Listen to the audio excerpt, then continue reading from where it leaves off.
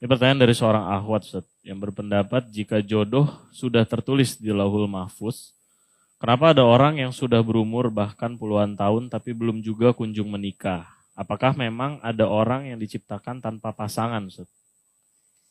Kalau yang saya tahu ya, sebatas ilmu saya, sebenarnya semua orang itu ada jodohnya. Sebatas ilmu saya, tanda kutip. Cuma memang kadang-kadang kitanya yang rewel. Ya. Sering kali datang sinyal jodoh itu kita tolak semua. Siapa teman-teman di antara kita sini yang belum menikah? Yang belum menikah ya. Berapa kali peluang nikah antum datang? Tidak mungkin tidak pernah. Ada orang yang suka, ada yang tawarin anaknya, ada yang tawarin saudaranya. Tapi ini terlalu tinggi, saya mau yang lebih pendek sedikit. Ini terlalu putih, saya mau yang hitam sedikit. Oh ini terlalu kurus, tulang-tulang semuanya, saya mau yang gemuk. Apalah. Dia sendiri yang terlalu banyak rewel gitu. Karena Allah subhanahu wa ta'ala memberikan fitrah, dasarnya kita diciptakan untuk punya keturunan. Kan gitu. Populasi manusia kan. Nggak mungkin tidak ada interaksi biologis. Allah jadikan pernikahan sebagai syariat. Allah janjikan pahala besar di biologis. Allah jadikan amal jariah yang besar di anak-anak. Masa Allah buat orang tidak ada jodohnya? Kan nggak mungkin. Harusnya connect dong. Kan gitu. Cuma memang kitanya yang selalu nolak. Mungkin dalam kehidupan kita sudah 10-20 orang kita tolak semuanya. Padahal sebenarnya kalau datang sinyal itu jangan buru-buru nolak. Ya. Coba sholat istikharah dulu. Saya juga menasihati begini bagi teman-teman yang masih jomblo ini, yang belum nikah, laki-laki atau perempuan. Jangan terlalu idealis dalam meletakkan kriteria pasangan. Karena terlalu banyak nonton film Korea lah atau film apalah. Akhirnya terlalu idealis. Harusnya seperti itu rambutnya. Harusnya seperti itu matanya. Itu cuma satu di Korea, nggak ada di Indonesia. Nggak usah antum cari di sini. Terlalu jauh ke sana. Makanya Guddul Basar turunkan dari itu udah. Kalau datang, sholat. Coba bayangkan waktu Nabi SAW melamarkan Julaibib radhiyallahu anhu. Julaibib orang yang jelek secara fisik. Masyhur begitu. Ya.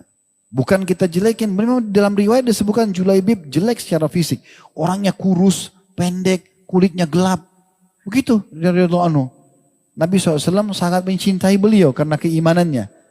Sampai waktu dia meninggal mati syahid, ada 7 orang, 8 orang kafir terbunuh di sebelah dia. Nabi SAW menggendongnya sambil mengatakan, saya bagian dari dia bagian dari saya.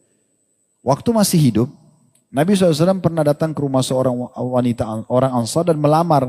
Mengatakan, setelah salam saya ada hajat dengan anak perempuan kalian. Oh langsung mereka sambut meriah.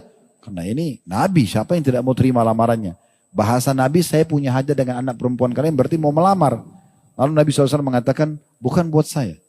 Tapi buat Julaibib. Begitu dengar Julaibib, kedua orang tua perempuan itu bilang, tunggu sebentar. Nolak duluan. Karena terkenal Julaibib di Madinah jelek. Gitu secara fisik. Tapi perhatikan, yang kita perlu ambil pelajaran dari sikap anak perempuan ini. Perempuan ini terkenal salihah, cantik. Apa jawabannya? Wahai ayah dan ibu, dari belakang hijabnya ini, dia dengar suara Nabi SAW sebutkan, dia juga tahu siapa itu Julaibib. Dia mengatakan, apakah anda berdua mau menolak lamaran Rasulullah SAW? Ini yang lamar Nabi, gak usah ada Julaibibnya. Kalau Nabi yang datang berarti ini sesuatu yang mulia. Kita lihat siapa yang datang merekomendasikan gitu. Maka nikahkan saya. Maka akhirnya menikah. Dan betul Allah berikan kemuliaan. Julaibib mati syahid. Kekurangan fisik ini akan hilang di dunia kan. Di akhirat kan akan sempurna.